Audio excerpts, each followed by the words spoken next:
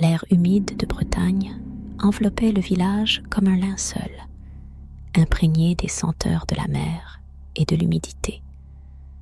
La pluie, tel un bourreau invisible, déversait méthodiquement ses aiguilles d'argent, s'infiltrant dans chaque fissure des vieilles maisons bretonnes.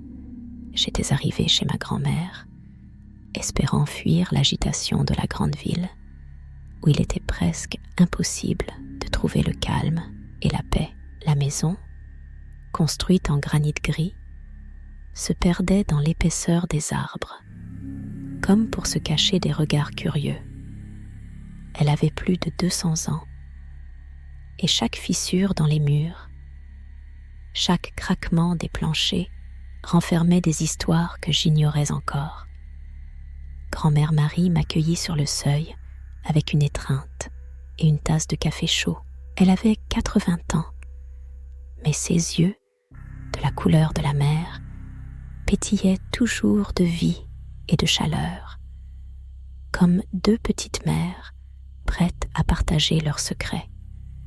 Elle était l'incarnation de la sagesse villageoise, la gardienne des secrets des herbes et des anciennes légendes, transmises oralement depuis des siècles.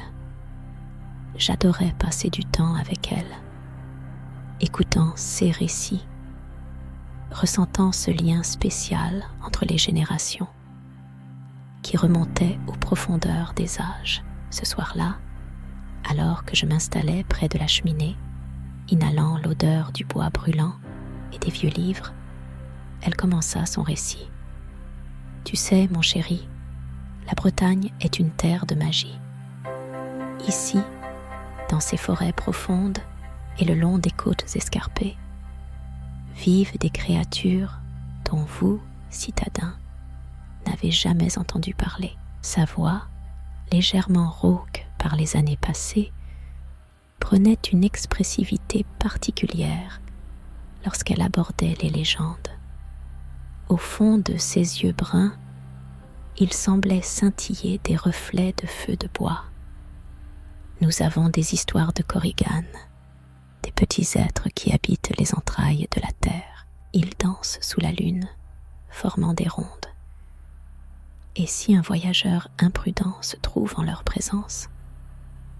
Grand-mère interrompit le récit, me lançant un regard significatif.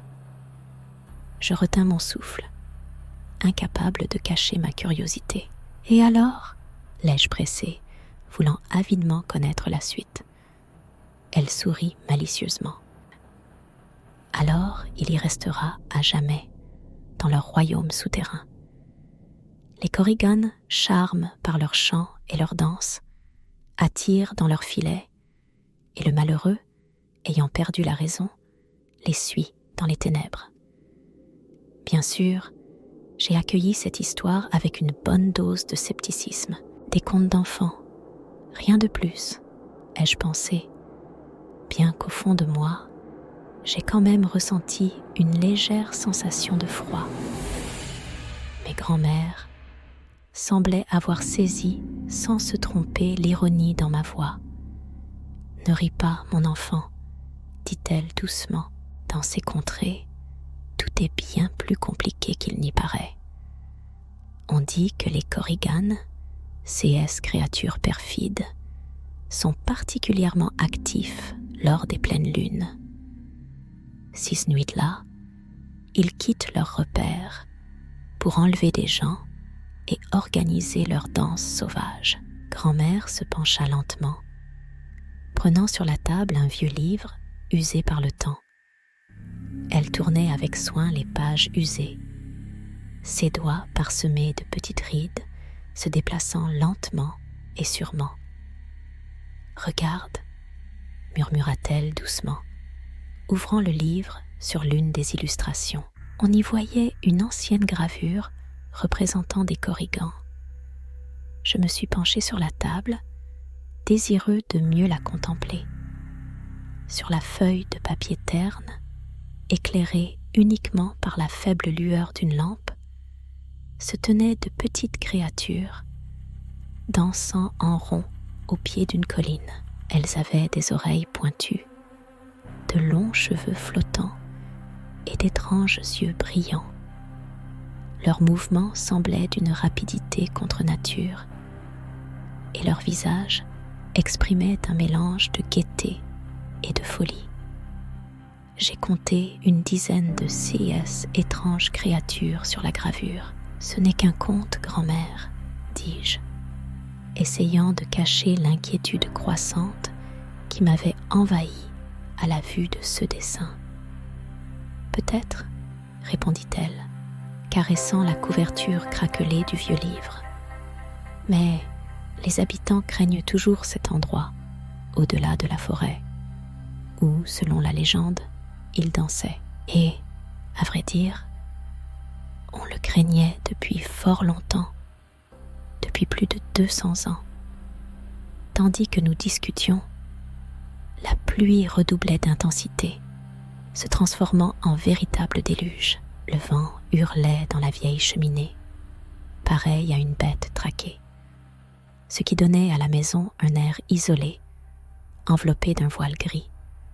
Je ressentis un frisson désagréable parcourir mon corps, comme si une brise glaciale avait effleuré ma peau. Les jours suivants, je m'efforçais en vain de chasser le récit de ma grand-mère de mon esprit, mais cette histoire me hantait sans relâche, s'implantant profondément dans ma conscience. Je commençais à remarquer des choses étranges. La nuit, quand un silence de mort régnait sur le village, troublé seulement par le bruissement léger de la pluie, j'entendais des pas à peine audibles provenant de quelque part derrière les murs de la maison. On aurait dit que quelqu'un se déplaçait furtivement dans le long couloir, chaque pas rapprochant l'invité invisible. Une nuit, je me réveillais en sursaut, en proie à une inquiétude diffuse. Une ombre imperceptible, tel un fantôme fuyant, s'est faufilée sous la porte. Elle s'est rapidement évanouie, se fondant dans l'obscurité du couloir. J'ai tenté de me convaincre que ce n'était qu'un jeu d'une imagination fatiguée, que j'avais simplement besoin de repos. Mais les événements étranges ne cessaient pas. Ils se multipliaient au contraire. Une autre fois, lors d'une promenade en forêt, je suis tombée sur un sentier abandonné. Il m'attirait par sa mystérieuse nature, comme s'il m'invitait dans des profondeurs inconnues. Le sentier, presque invisible, serpentait entre les arbres, promettant quelque chose d'énigmatique. Je n'ai pu résister à la tentation et ai décidé de l'emprunter, espérant découvrir quelque chose d'intéressant. Pas à pas, le sentier devenait plus étroit et les denses cimes des arbres se rejoignaient au-dessus de ma tête, occultant presque entièrement la lumière du soleil. Le ciel, auparavant bleu, n'apparaissait plus que par de rares taches à travers le feuillage épais. Un parfum dense d'humidité et de feuilles pourries flottait dans l'air, pénétrant mes poumons à chaque inspiration. Quelques instants plus tard, j'émergeais sur une petite clairière presque circulaire, éclairée d'une lumière faible, filtrant à travers le feuillage dense. Au cœur de la clairière, un énorme rocher se dressait, comme tombé de la main d'un géant. Sa surface rugueuse était entièrement recouverte d'une mousse douce et émeraude, évoquant l'ancienneté et la sérénité.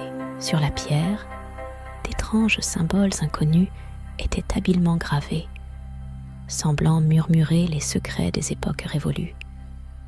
J'essayais de déchiffrer leur sens, mais ces signes énigmatiques restèrent illisibles pour moi.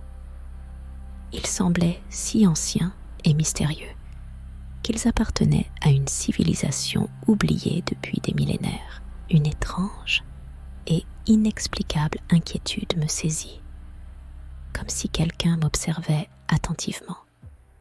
Je sentis un regard pesant et perçant.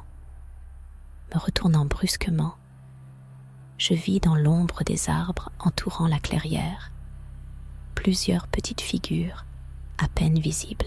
Leurs silhouettes étaient floues, comme si elles se cachaient dans une ombre profonde. Mais je ne doutais pas qu'elles me suivaient. Elles étaient si loin que je ne pouvais distinguer leur visage. Mais je voyais très clairement leurs oreilles pointues et leurs yeux brillants, qui semblaient moqueurs et rusés. Ne sentant plus mes jambes, je me mis à courir, n'osant pas me retourner. La peur me paralysait et mon cœur battait désespérément, prêt à s'échapper de ma poitrine. Arrivé à la maison, je sentais la sueur couler dans mon dos, me glaçant la peau. Essoufflée, je racontais à ma grand-mère cette étrange rencontre. Elle m'écouta en silence, hochant légèrement la tête, comme si elle s'attendait à un tel récit. « Tu n'aurais pas dû y aller », me prévint-elle, sa voix tremblante. « C'est un endroit où dansent les Korrigan. Ils ont senti ta présence. » La peur me serra dans ses étreintes glaciales. « Que faire à présent ?» murmurai-je, tâchant de me ressaisir. Grand-mère, les sourcils froncés, se pencha vers moi, et dans la pénombre, ses yeux semblaient immenses. Le plus important, c'est de ne jamais sortir de la maison la nuit, dit-elle. Ne regarde surtout pas par les fenêtres. Ne te laisse pas berner par leurs attraits. Mais comment résister à l'envie de connaître la vérité, à la tentation qui me tourmentait depuis tant de jours? Chaque jour, la peur croissante serrait mon cœur avec plus de force, mais la curiosité, tel un pouvoir inconnu, m'attirait en avant, dominant l'effroi. Je commençais de plus en plus à m'immerger dans l'étude des vieux ouvrages, précieusement conservés chez ma grand-mère. En feuilletant les pages jaunies, j'appris que les Korrigan n'étaient nullement de simples personnages de contes pour enfants. Les anciennes légendes racontaient que ces créatures étaient intimement liées aux forces d'outre-monde, aux esprits de la nature, capables de manipuler le destin des hommes. On disait qu'elles pouvaient prendre diverses formes, créant facilement des illusions et des mirages. Dans les légendes les plus sombres, il était affirmé que les Korrigan pouvaient même s'incarner chez les mortels, soumettant leur esprit et leur volonté. Les nuits devinrent un véritable calvaire, empli d'angoisse et de cauchemars. Je ne fermais presque pas l'œil, prêtant constamment l'oreille au moindre bruit, au moindre grincement qui semblait emplir la maison. L'anxiété me serrait la poitrine, et dans mon esprit tournait cette idée fixe qu'ils approchaient, que les invités indésirables étaient déjà là, entre les murs de cette maison maudite. Des ombres dansantes qui valsaient sur les murs prenaient l'apparence de silhouettes menaçantes, annonciatrices de malheur. Des murmures, à peine perceptibles, mais d'autant plus effrayants, provenaient des ténèbres, comme si des voix invisibles chuchotaient quelque chose de terrible.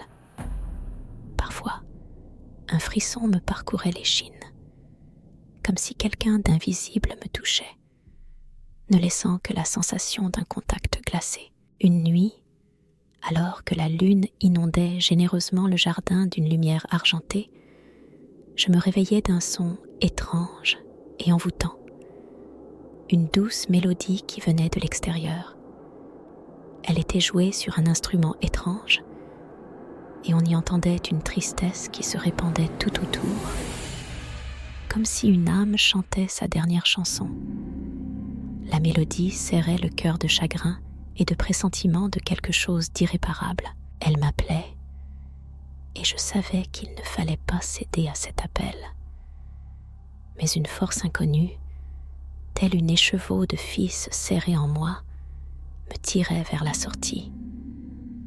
Lentement, en essayant de ne faire aucun bruit, j'entr'ouvris la porte et fis un pas dans la nuit. La mélodie devenait de plus en plus forte, perçant l'air comme une flèche d'argent, me guidant à travers le jardin endormi jusqu'à la lisière de la forêt.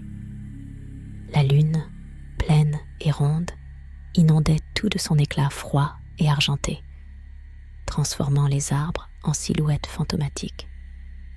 Et alors je les vis, sur une petite clairière circulaire, baignée de clairs de lune, dansaient les korrigans. Ils étaient exactement comme sur la vieille gravure. Des créatures minuscules, avec de petites oreilles pointues, dressées sur leur tête, et des yeux qui brillaient dans la pénombre. Leurs mouvements, incroyablement gracieux et pourtant effrayants, me fascinaient. De leurs lèvres fines s'échappait un chant, tissé de multiples voix, qui se fondait en un chœur unique et envoûtant. C'est cette chanson, cette mélodie, qui m'avait attiré ici. Elles attendaient. Je sentis une force inconnue m'attirer, me happer vers elles. Comme si je devais obéir à une volonté étrangère, mes jambes me portèrent au centre du cercle.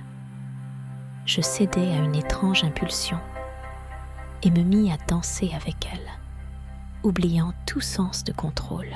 Leurs regards me transperçaient, pénétrant mon âme. Et dans leurs yeux, je voyais les reflets de la folie. Elles murmuraient quelque chose dans une langue inconnue, dont les mots m'échappaient, mais qui me donnaient des frissons. J'essayais de me libérer de cette hallucination, résistant à une force inconnue, mais elles étaient trop nombreuses et ma volonté faiblissait. Je me suis retrouvé prisonnier, lié par des fils invisibles. Combien de temps s'était écoulé dans ce cauchemar? Je l'ignorais. Les heures semblaient s'être figées lorsque, enfin, la conscience est revenue. Je me suis retrouvée allongée sur le lit, dans ma chambre. La lumière du soleil inondait la pièce, perçant par la fenêtre et m'aveuglant. J'étais trempée, les paumes moites, tremblant de peur. Dans mon esprit, une pensée pulsait. Tout ceci n'était qu'un affreux rêve, un cauchemar dont j'allais bientôt m'éveiller. Mais lorsque, suffocant, j'ai jeté un regard dans le miroir, j'ai vu quelque chose de véritablement effrayant. Mes propres yeux, ils étaient exactement les mêmes que ceux de Korrigan. Ces lacs glacés, sans fond, que j'avais vus il y a seulement 3 jours. Et puis, j'ai commencé à remarquer des changements chez grand-mère. Elle s'était transformée, devenant plus renfermée, plongée dans ses pensées. L'ancienne étincelle espiègle avait quitté ses yeux, remplacée par un regard absent. Elle me regardait désormais d'une manière étrange, comme si elle voyait en moi quelqu'un d'autre, un fantôme du passé ou un étranger. Un jour, alors que j'entrais dans sa cuisine, je la surpris en train de danser. Elle tournait sur elle-même, seule, fredonnant doucement une mélodie incompréhensible dont les paroles m'échappaient. Ses mouvements semblaient un peu maladroits, mais ils révélaient une grâce étonnante et envoûtante, comme si la danse était un moyen d'exprimer des sentiments enfermés à l'intérieur. Elle n'avait pas remarqué mon arrivée, complètement absorbée par cette étrange, mais si belle action. Lorsqu'elle se retourna, nos regards se croisèrent, et au fond de ses yeux, j'ai vu le reflet de ce eux qui s'était déjà installé dans les miens depuis longtemps, la folie. À partir de ce moment, les étrangetés se multiplièrent. Dans la maison, les objets disparaissaient les uns après les autres. comme s'il se volatilisait. Je découvris de faibles traces sur la terre humide, menant à une clairière où, selon les vieilles légendes, dansaient les corrigans, êtres malicieux. Grand-mère quitta la maison de plus en plus souvent, s'en allant dans la forêt profonde où, disait-on, rôdaient des forces obscures. La peur me serra dans ses étreintes glaciales. Je restai figé, incapable de bouger, ne sachant quoi faire. Une pensée terrible me martelait l'esprit. Grand-mère, serait-elle tombée, elle aussi, aux mains des corrigans, ou avait-elle toujours été l'une d'eux? Et moi, dans ma bêtise juvénile, reproduisais-je son destin funeste? La nuit dévorait les restes de ma raison, me rendant fou, quand, dans le silence, un bruit étrange et croissant retentit. Quelqu'un grattait désespérément à la porte, comme une bête piégée. Je me suis péniblement redressée, sentant mon cœur marteler contre ma poitrine. Lentement, j'ai ouvert la porte et je l'ai vue. Ma grand-mère. Elle se tenait sur le seuil, trempée jusqu'aux os, couverte d'une couche de boue. L'obscurité s'épaississait autour d'elle, mais ses yeux brillaient d'un éclat surnaturel. « Viens avec moi », a-t-elle murmuré, et cette voix, si étrangère et froide, m'a glacé le sang. « Où » sais-je balbutié, la voix tremblante de peur et d'incompréhension. « Tu dois voir », a-t-elle répondu. J'étais épuisé, mais la peur de l'inconnu l'a emporté. Rassemblant mon courage, je l'ai suivie. Nous nous enfoncions dans l'obscurité du bois. La pluie redoublait à chaque instant, transformant le sentier en une boue visqueuse et collante. Grand-mère marchait avec assurance, comme si elle connaissait chaque tournant de ce chemin sombre. Son dos semblait irradier le calme, mais je sentais la tension dans ses doigts fins, agrippés à ma manche. Nous atteignîmes bientôt la clairière même, où j'avais vu le corrigan pour la première fois. Mais aujourd'hui, cet endroit avait un tout autre aspect. Point de joyeux scintillement, ni de rire. Seulement le silence pesant et l'odeur lourde de la terre humide qui imprégnait tout. Je sentais des frissons me parcourir la peau et mon cœur prêt à bondir hors de ma poitrine. Sur la clairière, éclairée par des langues de feu dansantes, un feu de joie se consumait. Autour de lui, dans une danse sauvage, tournaient des corrigans. Ils portaient des robes noires qui cachaient leurs visages sous d'amples capuches. Au centre du cercle se dressait une énorme pierre, comme un témoin silencieux de leur mystérieux rituel. Lorsque nous nous sommes approchés, l'un des corrigans se tourna soudain vers nous, une haute et fine silhouette dans un manteau noir. Il semblait surgir des ténèbres de la nuit. Lentement, avec une théâtralité étudiée, il rejeta sa capuche. C'était ma grand-mère. Je restais figé sur place, comme frappé par la foudre. Je ne pouvais pas croire mes yeux, que ce fût vraiment elle. À la lueur pâle de la lune, je vis ses lèvres s'étirer en un sourire horrible et perverti qui me fit frissonner d'horreur. Son regard, autrefois si doux et aimant, semblait désormais vide et froid. « Bienvenue », dit-elle d'une voix nouvelle, rauque, comme si elle avait gémi après un long silence, dans notre monde. Elle s'approcha lentement de moi, son ombre s'allongeant sur le sol, comme un spectre sinistre. Sa main, autrefois si douce et chaude, semblait à présent glaciale. Elle toucha ma paume et je sentis le froid se répandre dans mes veines. Tu es désormais l'un des nôtres. J'essayais de me dégager de son emprise, mais elle me tenait fermement. D'autres Korrigans, semblant surgir de nulle part, nous encerclèrent de toutes parts. Ils ouvrirent la bouche en même temps, et leur chant, grave et prolongé, envahit l'air. Les voix se fondirent en un chœur monstrueux qui glaçait le sang et faisait courir des frissons sur la peau. La grand-mère me poussa doucement vers l'immense pierre sombre qui nous dominait. 6 yeux semblaient briller dans la pénombre. « Le moment est venu, » murmura-t-elle. Je reportai mon regard sur la pierre, sentant tout se contracter en moi sous l'effet de la peur.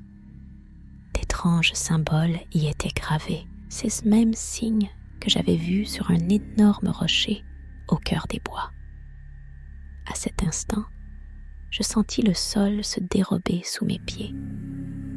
Une vague de terreur glaciale envahit tout mon être. Je regardais dans les yeux de ma grand-mère, et il n'y resta rien d'autre qu'un vide béant.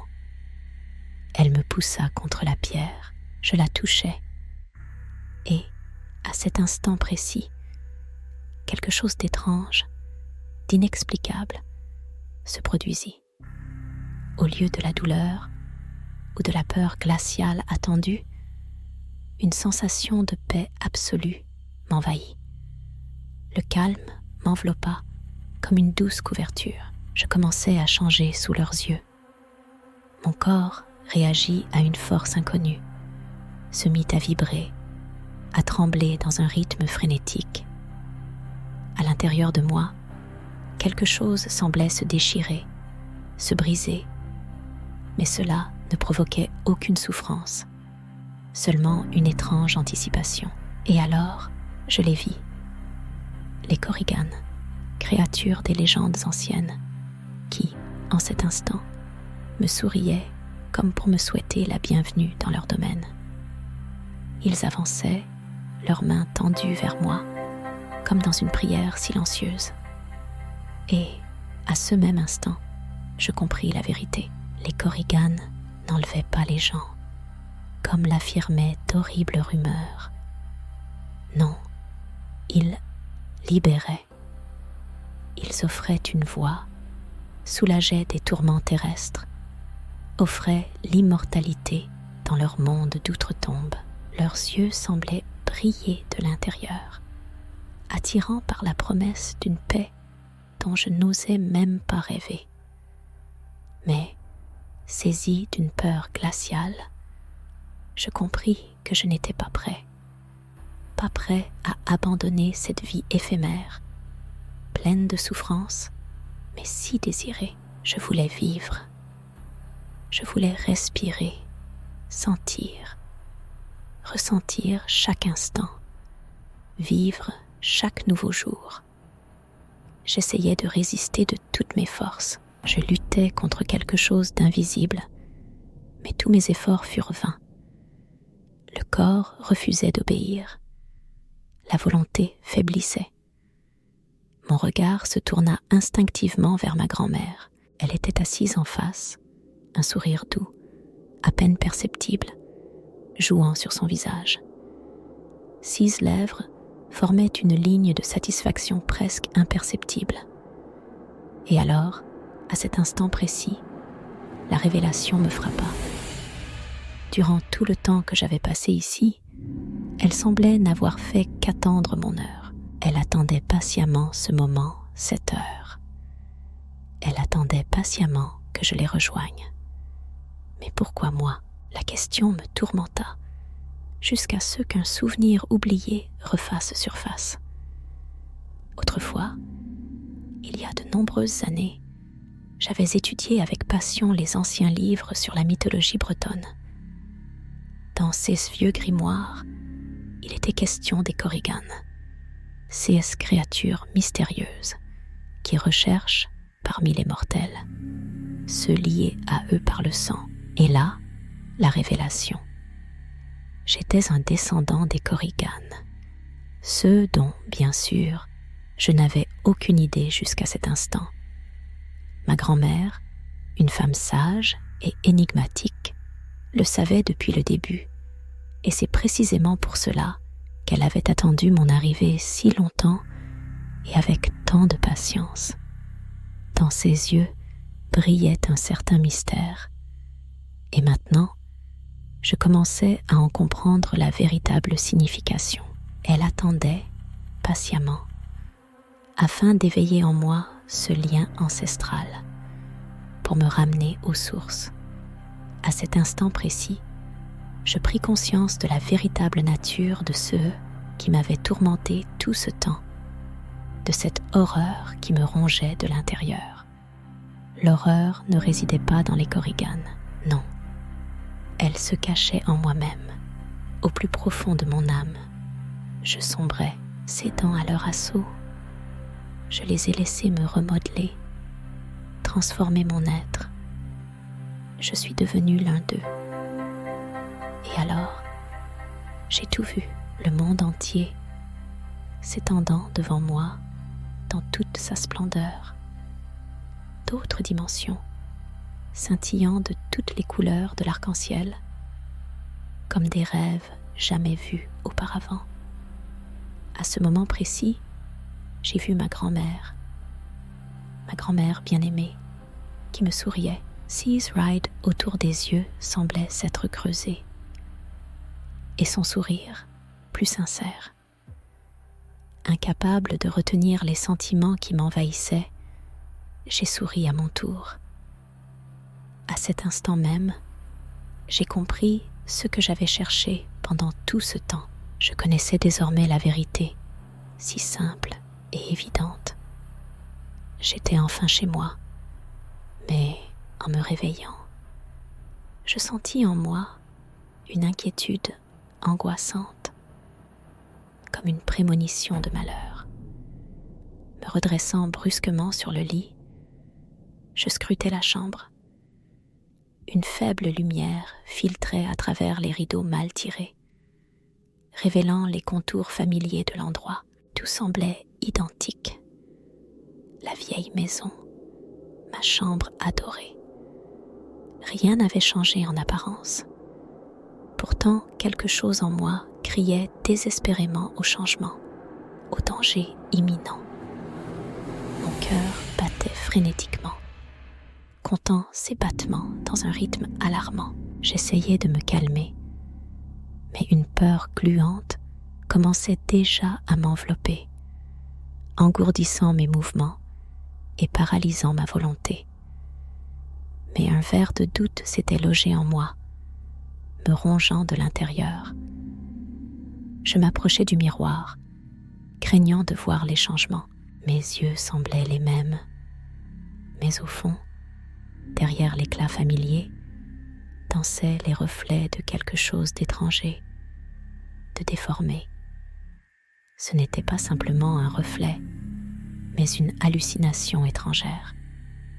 Je sortis de chez moi, ressentant une peur collante. La pluie s'abattit sur moi, comme si le ciel s'était fendu. Les gouttes fouettaient mes joues, emportant les restes de confiance. Je me dirigeais vers la forêt, espérant y trouver des réponses, ou du moins un abri contre les doutes qui me tourmentaient. Je retrouvais cette même clairière. Au centre se dressait un énorme rocher, couvert d'étranges et anciens symboles. J'ai tendu la main et touché la pierre froide. Rien ne s'est passé. Je ne suis pas devenu un Korrigan. Déçu et trempé jusqu'aux os, je suis rentré chez moi. Grand-mère était assise à la table de la cuisine, sirotant lentement son café dans une vieille tasse usagée. Je suis entré et elle m'a souri. Mais dans ce sourire, il n'y avait plus la chaleur rayonnante d'avant. Dans ses yeux, il semblait se refléter une profondeur que je n'avais jamais remarquée auparavant. Quelque chose d'autre, de caché, C'est inquiétant. Elle a posé sa tasse et a doucement demandé « Tu as tout vu, n'est-ce pas ?» J'ai hoché la tête, sentant tout se contracter en moi sous la tension. « Et qu'est-ce que tu ressens ?» a suivi la question suivante. « De la peur, » ai-je répondu, ma voix tremblant traîtreusement. La grand-mère inclina légèrement la tête, et à cet instant, ses rides semblèrent s'approfondir, ses yeux s'emplirent de sagesse. « Alors, tu n'as rien à craindre, » dit-elle, et ses mots respiraient une sérénité qui semblait défier tout ce qui se déroulait autour de nous. Je ne comprenais absolument rien. « Tu n'étais nécessaire que pour le rituel, » dit-elle froidement. Et dans sa voix, j'entendis de l'acier. « Mais tu n'es pas à la hauteur. » Et alors, comme un voile tombant de mes yeux, la prise de conscience frappa. Elle m'avait menée en bateau, jouant sans pitié avec mon destin. Elle n'était pas une Korrigan, comme je le pensais. Elle était quelque chose d'autre. Quelqu'un qui cherchait à utiliser les Korrigan comme un pion dans son jeu perfide, et moi, l'ingénu, comme un simple instrument. Quelqu'un dont le but était leur pouvoir, se cachait dans l'ombre. Quelqu'un face à qui les Korrigan ne semblaient être qu'une pâle ombre. Elle m'a utilisé comme un pion pour s'approcher d'eux, de la source de leur puissance. Je n'étais qu'un outil entre ses mains, une partie d'un rituel complexe qu'elle avait méticuleusement préparé. Des bougies brûlaient, les ombres dansaient au rythme des incantations chuchotées, et l'air vibrait de la prémonition de quelque chose d'horrible. Mais quelque chose a mal tourné, et le rituel s'est retourné contre elle. Désormais, fragile et vulnérable, elle était en danger de mort, piégée par ses propres ambitions. Quant à moi, un sentiment glacé de trahison m'a envahi. J'avais été trompée, utilisée, rejetée comme un objet inutile, trompée, trahie. Je me sentais anéantie. Et pourtant, quelque chose m'attirait irrésistiblement vers elle. Elle était ma grand-mère, celle qui m'avait élevée depuis mon enfance. Le devoir, l'amour, quelque chose d'autre, inconnu, tout s'entremêlait. Et j'ai décidé de l'aider, quoi qu'il arrive. À partir de ce moment, le monde autour de moi a commencé à changer. J'ai commencé à remarquer les moindres changements en moi-même. Ma vue s'est aiguisée, mon ouïe s'est affiné. L'ombre s'estompa de mon regard et un léger murmure perça le silence de la nuit. Je sentais leur présence, je sentais leur influence. J'étais désormais liée aux Korrigan, cette race ancienne et mystérieuse, mais je ne leur appartenais pas entièrement.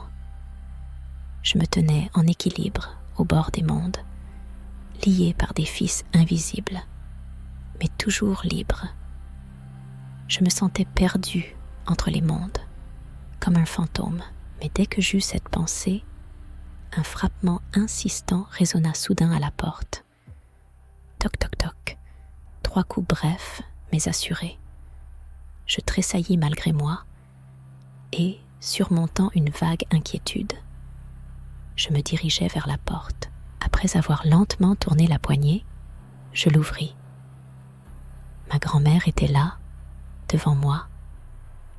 Elle souriait radieusement. Mais quelque chose en elle était différent. Ses yeux, toujours si bons et affectueux, semblaient à présent autres. Ils brillaient d'une étrange lumière, presque irréelle. Dans ses yeux, je vis le reflet de la nuit, d'une forêt dense et des Korrigans eux-mêmes. Le cœur se serra douloureusement quand je compris. Elle était vraiment devenue l'une d'elles. Et alors, elle tendit la main vers moi, fine comme une brindille, et murmura « Viens, mon garçon ». Ce qui se passa ensuite, je l'ignore. Tous les événements de ce jour semblèrent s'effacer de ma mémoire. Je ne me souviens ni de son contact, ni de l'odeur de la terre humide, ni du bruissement du feuillage. Mais maintenant, je suis ici, en ce lieu étrange, d'outre-monde, où la réalité s'entremêle aux rêves, et le passé me hante tel un cauchemar. Parfois, un vent glacial m'enveloppe, comme s'il s'enfonçait dans ma peau, me faisant frissonner. Dans la pénombre, les ombres dansent, s'étirant sur les murs, tels des fantômes. Un rire sinistre se fait entendre, résonnant en écho dans le silence nocturne, répondant avec une froideur glaçante au plus profond de mon âme. Je vois une korigane. Ils sont toujours là, formant un cercle invisible autour de moi. Ils attendent patiemment, tapis dans l'ombre. Parfois, j'ai l'impression qu'il va se passer quelque chose d'important, que je vais me souvenir, que cela a déjà commencé. Il m'arrive de penser que je suis encore chez moi, mais dans quelle demeure exactement, je l'ignore. Parfois, en me regardant dans le miroir, je ne vois au fond de mes yeux qu'un vide abyssal, sombre comme un puits dans un manoir abandonné. Alors, une horreur glaciale me saisit. Serais-je vraiment déjà un Korrigan ? Et parfois, c'est une autre sensation qui m'envahit, celle d'être un fantôme, errant dans les couloirs sombres d'une vieille maison bretonne, où chaque vieille planche grinçante recèle un secret séculaire. Et là, je ne sais pas ce qui est le plus effrayant, me perdre ou rester à jamais un fantôme, enfermé entre les murs d'une vieille demeure. Je ne sais pas quel sort est le pire.